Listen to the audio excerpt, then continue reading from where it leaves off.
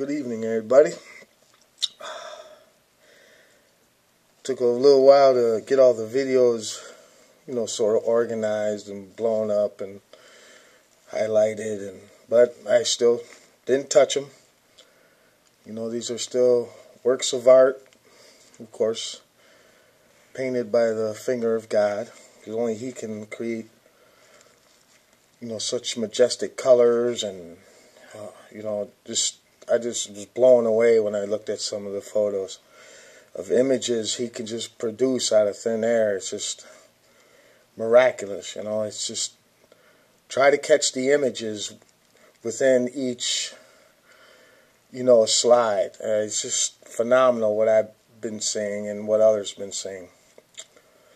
And that's just how He works again. And he's mystic in that kind of way. We don't understand why, but we try to, we try to formulate, a theory of, does He exist? Of course He does. We already went through that and through everything, and there's lots more ways, just to continue on, from the first video. I thought it went pretty good.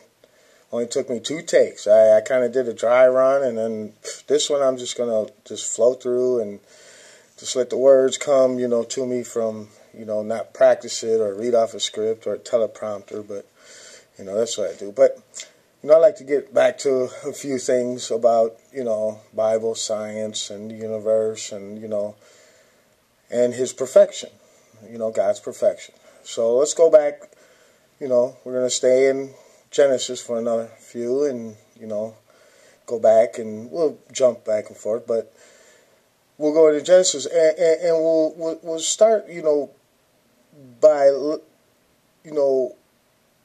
evolution, conflicting with what the Bible says. As people say, man wasn't here 6,000, 8,000, 12, whatever. Well, yes, we were. That's when we came into existence, if you want to say it like that. Because God had the needed time to let His perfection work, we came along. We know the earth is old. We know there's been countless species that have come and gone, and everything. And that's just the way life is. But we did evolve. We hold most of our DNA with most of the other species on this planet. So we are from this planet. All this rock stuff coming from Mars and, no. But we evolved. We became smart. We did things that, put us above, the animal kingdom. And when we were ready, that's when we came into existence. That's when we, became self-aware. Why? Adam and Eve. At that time, when we were ready, I believe God blew consciousness into us. And He did that. He did it for a number of reasons. He did it so we would someday prove His perfection. He did it because He needed everything in the universe to have a name. And it does.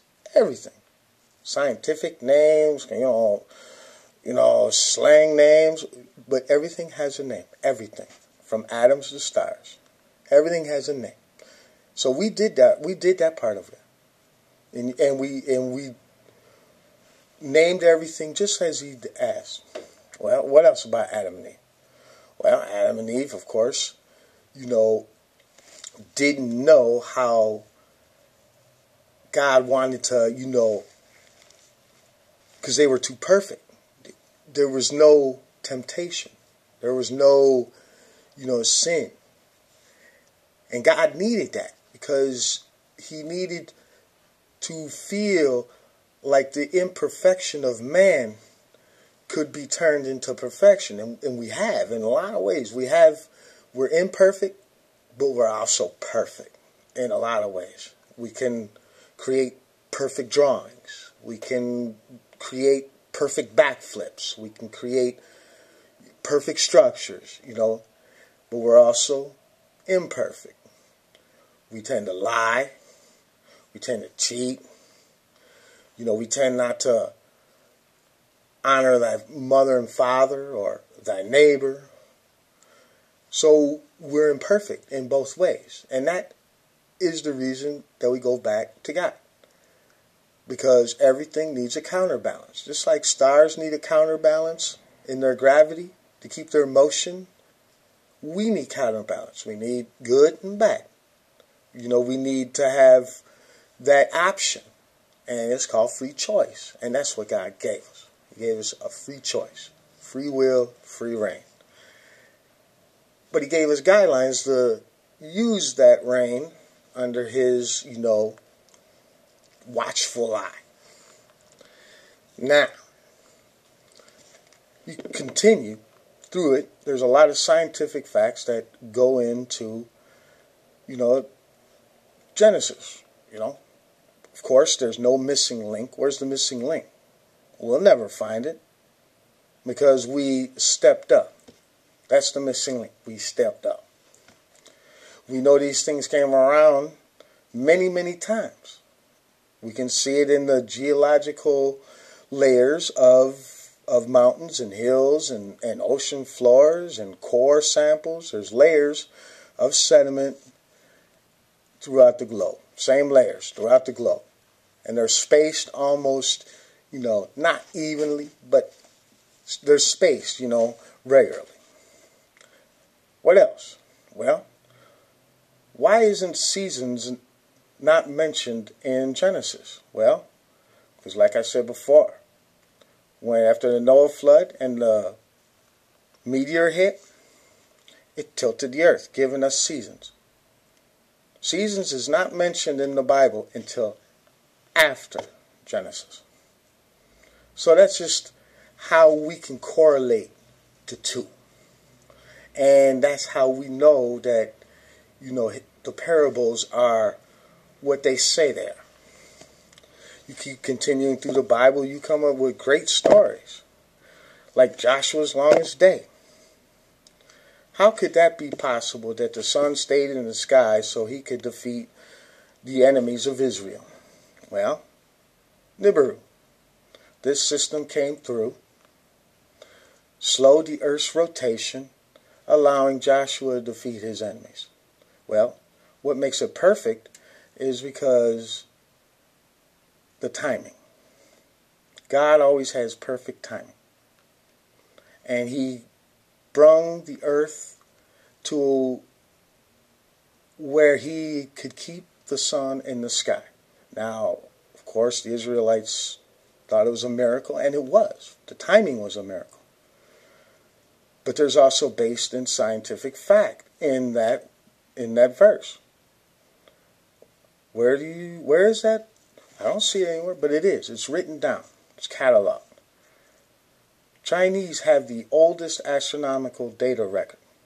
And during that time, they actually calculated and recorded their longest night. So we know from records that something was wrong during that time of Joshua. The British have it in their records. The Ethiopians have it in their records. They all have it in their records of such a weird way of the days. But it was a miracle because Joshua called on God at the right time. So we have so many things in the Bible that obviously correlate with each other and correlate with science and prove everybody, that there is a fine line between saying I had to see proof, because there is. There's lots of proof. You just gotta look for it. There's proof, of God's perfection when it comes to math. We know there's perfect when it comes to, raining his, will upon man. I mean, just look at one simple saying that God says. God says, only from the earth can gold and silver be legal tender, money, currency. He says it. He says the goods from the earth, gold and silver shall be used. Well, let's take a look. The Currency Act of 1764 gave the world a paper alternative. After that, when God reigned his will, for every 21 years there had been some type of world recession or depression. This marking the 777 cycle of the seven seals, trumpets, and angels. So let's start with the Act of 1764. 21 years. 1785 was the monetary panic in Holland and other countries. Then you continue on. In 1806 and 1807 there was the World Depression. Then in 1827 and 1828 was another world recession. Then in 1848, another recession. 1869, they had that small depression, especially in Europe. In 1890, we also had...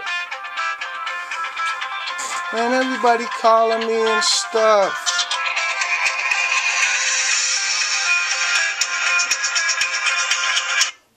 I'm not going to take it. I'm going to finish this. Then in 1890, the recession. And in 1911, the panic came. Then in 1932, 21 years later, the Great Depression started. Then in 1953 and 54 was the recession. And then in 1974, it was the recession, depression. Some people, slash it. Then in 1995, 21 years later, you had the inflationary rise. All happened perfectly on a 21-year cycle. Now, you come to 2016, right? And we have to take into account that this is the year of the Jubilee. So, of course, it's going to be 2017. And actually, that fell on Rosh Hashanah.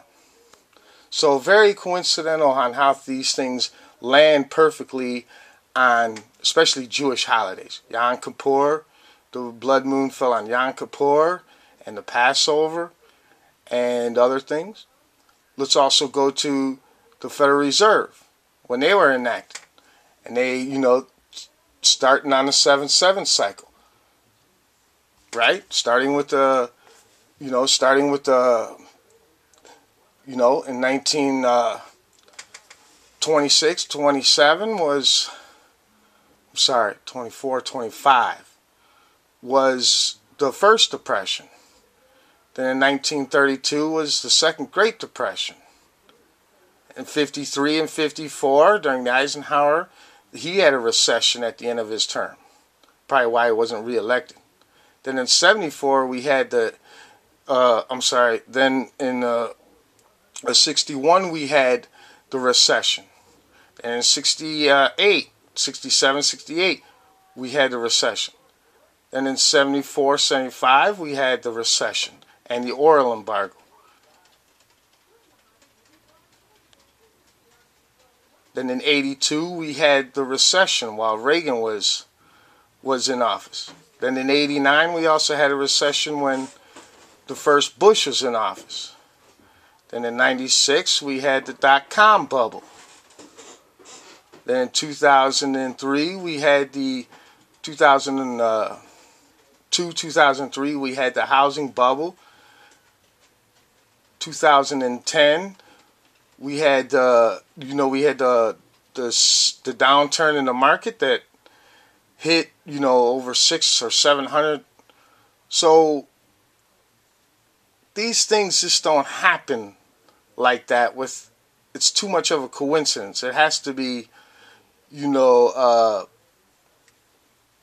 has to be that way through a higher power. These things just don't keep ending up on these cycles, that God says only gold and silver can be legal tender.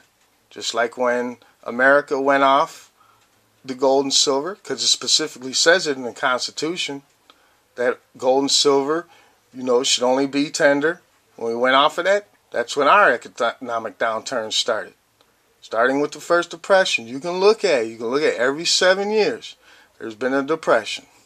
So these things aren't just coincidental. They're more of a, this is how I reign my will, and if you don't see it, then you have the veil on.